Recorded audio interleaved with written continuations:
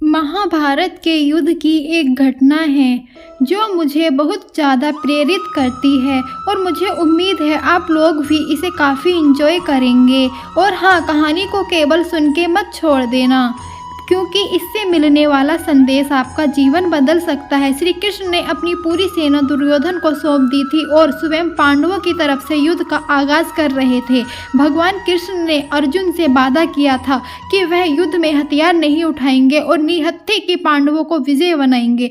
युद्ध के 9वें दिन कौरवों के सेनापति पितामह ने चारों तरफ कहर बरपा रखा था। वो अकेले ही पूरी पांडव सेना पर भारी पड़ रहे थे। भीष्म पितामह अपने वचन और प्रतिज्ञा पर अडिग रहने के लिए जाने जाते थे। उनका मानना था कि जो प्रतिज्ञा उन्होंने की है उसे प्राण देकर भी निभाना है।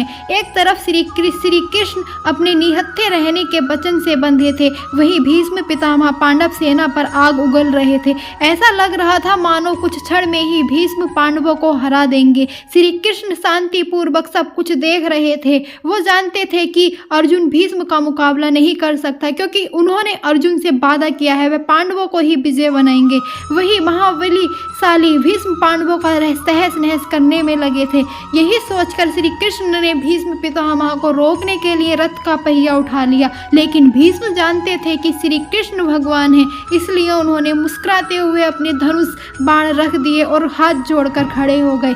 भीष्म पितामह, भगवान, आपने तो युद्ध में कोई शस्त्र न उठाने का वादा किया था और आप तो भगवान हैं, आप अपना वादा कैसे तोड़ सकते हैं? श्री कृष्ण, हे भीष्म, आप तो खुद ज्ञानी हैं, आप कभी अपना वचन या प्रतिज्ञा नहीं तोड़ते, इसलिए आपका नाम भीष्म पड़ा। लेकिन शायद आप नहीं जानते कि धर्म और सत्य की रक्षा करना आपकी प्रतिज्ञा से ज़्यादा बढ़कर है। आप अपनी प्रतिज्ञा और वचन पर अटल हैं, लेकिन अपनी प्रतिज्ञा निभाने के चक्कर में अधर्म का साथ दे रहे हो। याद रहे, जब जब दुनिया में धर्म का नाश होगा तब तब मैं इस धरती पर अधर्म का नाश करने अवतरित होता रहूंगा। तुम एक इंसान होकर अपनी प्रतिज्ञा नहीं तोड़ पाए और अधर्म का साथ दे रहे हो, लेकिन मैं भगवान होकर भी धर्म की रक्षा के लिए अपनी प्रतिज्ञा तोड़ रहा हूँ। अगर मेरी किसी प्रतिज्ञा या वचन की वजह से धर्म सत्य पर कोई आंच आती है तो मेरे लिए वो प्रतिज्ञा कोई मायने नहीं रखती है और मैं धर्म के लिए ऐसी हजारों प्रतिज्ञा तोड़ने के लिए तैयार हूँ।